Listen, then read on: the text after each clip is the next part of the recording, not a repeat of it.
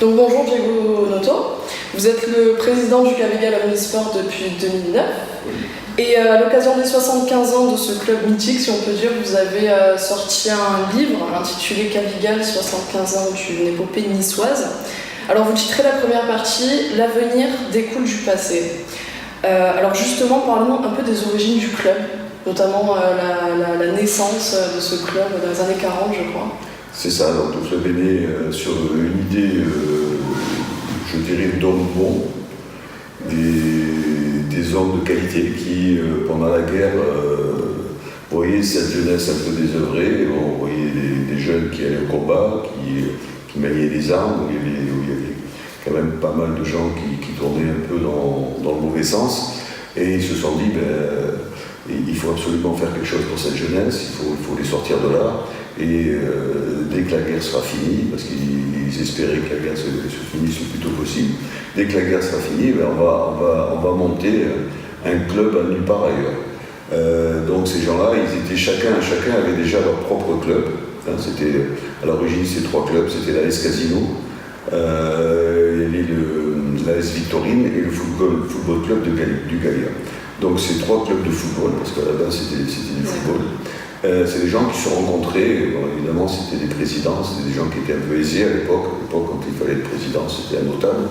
Donc c'était des gens un peu aisés, ils se sont rencontrés au casino et ils ont lié une certaine amitié.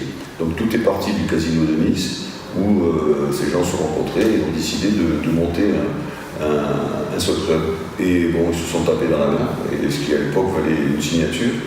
Et ça n'a pas loupé, dès que la guerre était finie, ils ont rassemblé les trois clubs et ils ont monté une première équipe senior. À l'époque, en senior, on montait une équipe, on se retrouvait en 3e division directement. Et on a eu la chance aussi d'avoir 3 ou 4 anciens pros qui sont venus d'avant-guerre, qui sont venus jouer avec le Cavigal.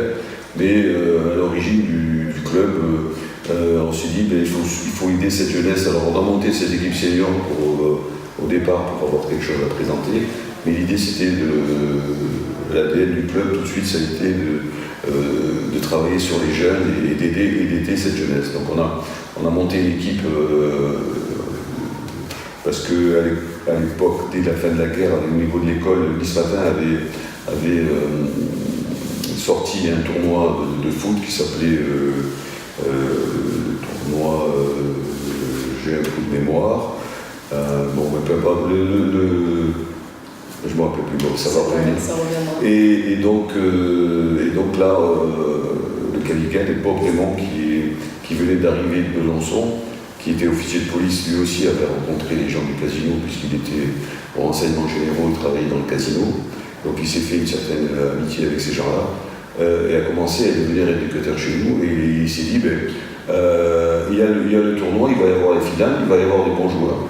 Et on va recruter notre première équipe minime, là, des enfants de 13 ans, 13-14 ans. On va recruter, là, dans cette finale-là, on va recruter. Et ça n'a pas loupé, hein. Ils ont recruté 7 gosses. C'est l'école Saint-Roch qui a gagné ce tournoi. En finale contre l'école Rousseau, et ils ont recruté 7 gosses de Saint-Roch et 4 gosses de Rousseau. Et ils ont monté comme ça la première équipe minime du Cavigal, et évidemment, donc avec on va dire la malice de ce monsieur qui a eu l'idée de recruter là où il y avait les bons jeunes, tout de suite cette équipe qui a été montée comme ça de toutes pièces, cette équipe a gagné tout de suite le championnat. Donc on a été dès 1946 champion de la Côte d'Azur minime de football, et l'année d'après, 2 années de suite, ils ont gagné le championnat. Donc déjà, comme vous dites, ça a donné un petit cachet au club. Déjà, le club a commencé à dire, tiens, c'est un club qui gagne, les enfants ils sont bien, donc ça a fait une belle publicité pour le club. Et là, le club a commencé à recruter des jeunes, on a commencé à travailler là-dessus. Évidemment, les jeunes ont été aussi, parce qu'on avait beaucoup de gens qui étaient des éducateurs chez nous, qui étaient des gens de la police, parce que vraiment on faisait venir des copains à lui qui travaillaient à la police, et beaucoup de gens qui étaient dans l'éducation nationale. Donc il y avait ce mélange de gens qui étaient dans le respect du droit, le respect du travail, le respect de se tenir et tout ça, la politesse. Et donc c'est devenu un club avec cette identité-là, cet esprit-là.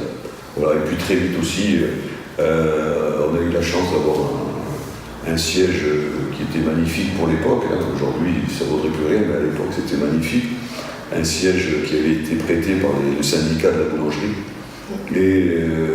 Dans ce siège-là, il y avait au premier étage du siège, il y avait une grande salle de jeu où il y avait des baby-foot et il y avait aussi des tables de ping-pong. Et là, il y avait un monsieur qui venait, un Parisien, qui venait jouer au ping-pong là. Alors, personne ne le connaissait, mais on le trouvait tellement fort qu'un dirigeant a eu l'idée, il dit, mais écoute, tu veux pas qu'on monte un club de tennis de table? Il dit, mais moi je suis parisien, mais je vais m'installer à Nice, pourquoi pas? Mais ce type-là, il était déjà champion, c'était un champion français de tennis de table, et on a eu la chance tout de suite d'avoir ce monsieur qui s'appelait Amorici, et qui a été multiples fois champion de France, en individuel, en équipe. Alors je ne parle même pas au niveau départemental, régional, il gagnait tout. Donc ça a fait venir aussi des très bons plangistes. On avait une école de tennis de table remarquable, après-guerre, qui a duré jusqu'à la fin des années 50. D'ailleurs, ce monsieur Guy Amorici a été, en 52 et en 54, il a été demi-finaliste du championnat du monde de tennis de table. Voilà, une première fois à Bombay, en Inde, et la deuxième fois à Londres. Voilà, donc c'était incroyable. Voilà, un petit club dans une petite ville de l'époque, on se retrouve avec un tel champion. Voilà, et puis après, il y a eu le basket qui est arrivé, parce qu'on s'est dit, bon, il faut faire jouer aussi les filles. Donc on a monté un club de basket, filles et garçons.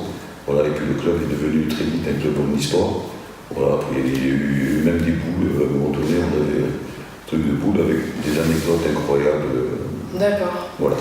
Et pour vous, du coup, quels sont les grands événements ou les grands noms qui ont marqué le Cavigal au cours de cette Alors, les grands noms, je viens de vous en citer un, Guy Amorici pour le tennis de table, mais je pense que la véritable identité du Cavigal, c'est le football. D'accord. Parce que ça a été, à la base, ça a été le précurseur du club, on peut dire. Le football, oui, exactement.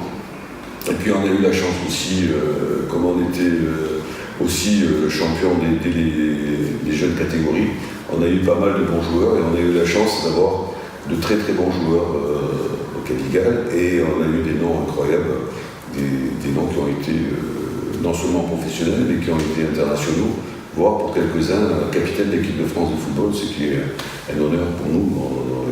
Le grand Robert Herbin d'abord, qui a été international capitaine de l'équipe de France, qui a été aussi le grand entraîneur de la très grande équipe de Saint-Etienne dans les années 70, qui a fait la Coupe d'Europe, qui est très connu dans le monde du football. Et puis on a eu les Caverini, les Rostani, les Baratini, les Charlie Marchetti. On a eu une flopée comme ça d'une quinzaine d'internationaux. Ça fait que le Cavigal est connu dans l'Hexagone par tous les clubs de football, et on est connu et reconnu. Très bien. Et aujourd'hui, le Cavigal, c'est quoi, si on devait faire? Alors aujourd'hui, c'est plus compliqué qu'avant, parce que la vie est plus dure qu'avant. Ouais. Après-guerre, il y avait tout à refaire, mais c'était des années joyeuses où il y avait du travail, il y avait de l'abondance quand même, après-guerre, parce qu'il fallait tout reconstruire, malgré que les gens n'avaient rien, mais il y avait quand même l'abondance du travail, il y avait l'abondance aussi de retrouver cette envie de vivre, cette joie. Donc pendant 30 ans, ça a été des années fastes, comme de partout en France. Et puis après, doucement, ça s'est un petit peu, je dirais, dégradé au niveau social. Et là, je pense que là, à partir de là, le rôle du Cavigal est très important. Parce que bon, je veux dire, c'est difficile pour nous d'expliquer, mais en même temps, bon, le nombre de gens à qui on a trouvé du travail, le nombre de gens à qui on a trouvé un logement, le nombre de gens à qui on a pu tendre la main. Et là, ça a donné au niveau du club ce côté humain, cet humanisme qui est très important chez nous. Mais justement, on peut dire que tous les jeunes qui ont franchi les portes du Cavigal ont reçu plus qu'une éducation sportive. Je pense, oui. Oui, plus, parce que on n'a pas formé que des sportifs. Je pense qu'on a formé des hommes et des femmes qui ont appris à vivre ensemble, qui ont appris à se battre ensemble, qui ont appris à s'aimer, qui ont appris aussi, parce que quand on rentre dans le vestiaire du Cavigal, et ça a toujours été, il n'y a pas de couleur de peau, il n'y a pas de religion, on est tous égaux, on est tous les mêmes, et voilà, donc ça a donné une force aussi, quand on voit des jeunes qui se sont aimés quand ils étaient jeunes, quand ils se retrouvent 30 ou 40 ans après, comme on fait chez les anciens, donc ils retransmettent aussi tout ça, c'est bien pour nous. Très bien. Et dernière question, quelles sont les ambitions pour l'avenir du club, s'il y en a?